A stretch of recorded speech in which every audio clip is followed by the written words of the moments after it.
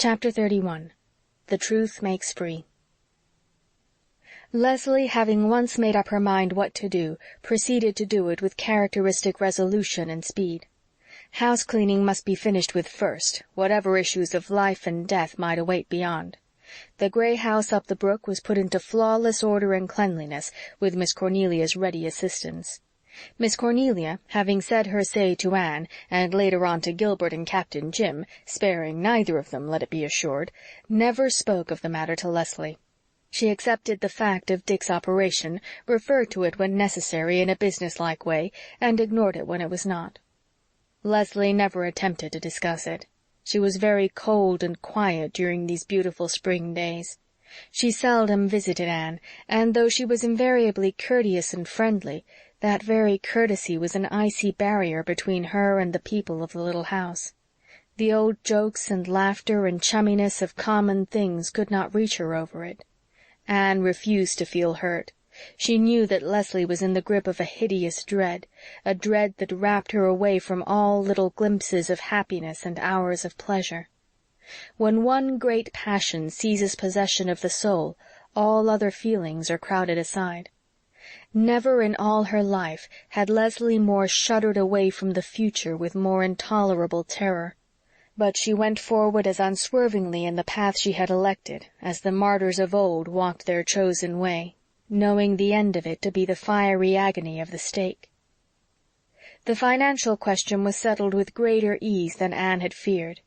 Leslie borrowed the necessary money from Captain Jim, and at her insistence he took a mortgage on the little farm. "So that is one thing off the poor girl's mind," Miss Cornelia told Anne, "and off mine, too. Now, if Dick gets well enough to work again, he'll be able to earn enough to pay the interest on it, and if he doesn't, I know Captain Jim'll manage some way that Leslie won't have to. He said as much to me. 'I'm getting old, Cornelia,' he said, 'and I've no chick or child of my own. Leslie won't take a gift from a living man, but maybe she will from a dead one. So it will be all right as far as that goes. I wish everything else might be settled as satisfactorily. As for that wretch of a Dick, he's been awful these last few days. The devil was in him, believe me. Leslie and I couldn't get on with our work for the tricks he'd play.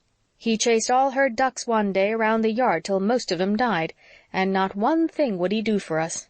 Sometimes, you know, he'll make himself quite handy, bringing in pails of water and wood, but this week if we sent him to the well he'd try to climb down into it. I thought once, if you'd only shoot down there head first, everything would be nicely settled."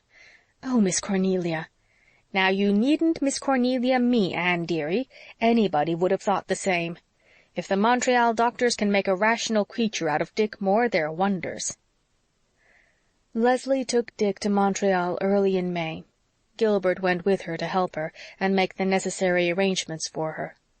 He came home with the report that the Montreal surgeon whom they had consulted agreed with him that there was a good chance of Dick's restoration.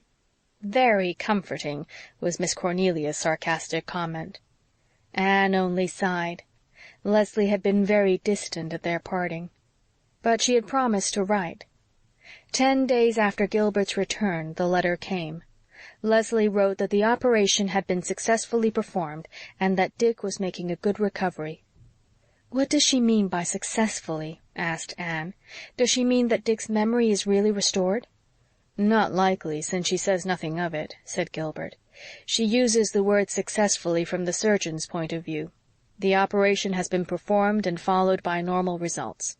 But it is too soon to know whether Dick's faculties will be eventually restored, wholly or in part. His memory would not be likely to return to him all at once. The process will be gradual, if it occurs at all. Is that all she says?" "Yes, there's her letter. It's very short. Poor girl, she must be under a terrible strain. Gilbert Blythe, there are heaps of things I long to say to you, only it would be mean."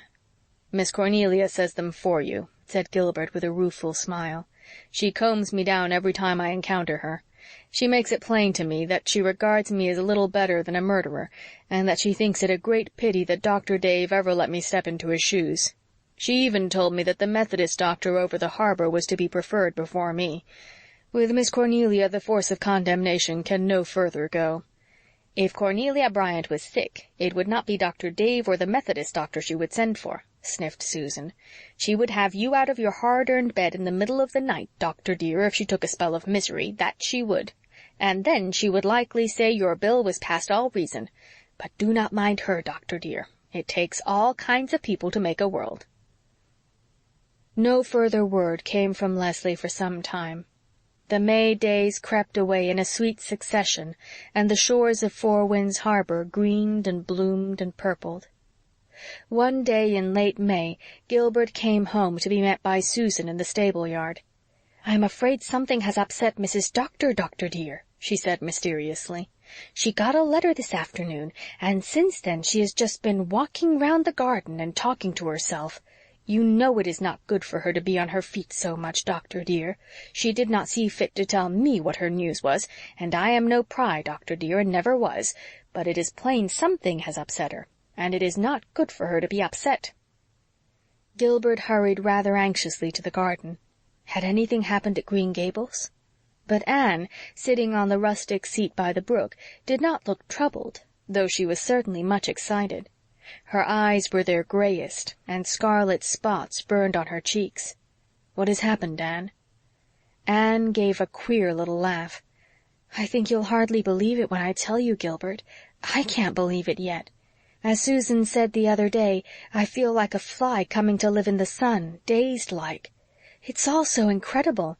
I've read the letter a score of times, and every time it's just the same. I can't believe my own eyes. Oh, Gilbert, you were right, so right. I can see that clearly enough now. And I'm so ashamed of myself. And will you ever really forgive me?" "Anne, I'll shake you if you don't grow coherent. Redmond would be ashamed of you. What has happened?" "You won't believe it. You won't believe it." "I'm going to phone for Uncle Dave," said Gilbert, pretending to start for the house. "Sit down, Gilbert. I'll try to tell you. I've had a letter. And oh, Gilbert, it's all so amazing, so incredibly amazing. We never thought, not one of us ever dreamed—" "I suppose," said Gilbert, sitting down with a resigned air, "the only thing to do in a case of this kind is to have patience and go at the matter categorically. Whom is your letter from?" "Leslie. And oh, Gilbert—" "Leslie? Phew! What has she to say? What's the news about Dick?" Anne lifted the letter and held it out, calmly dramatic in a moment. "There is no Dick. The man we have thought Dick Moore, whom everybody in Four Winds has believed for 12 years to be Dick Moore, is his cousin, George Moore of Nova Scotia, who, it seems, always resembled him very strikingly. Dick Moore died of yellow fever 13 years ago in Cuba." End of chapter 31.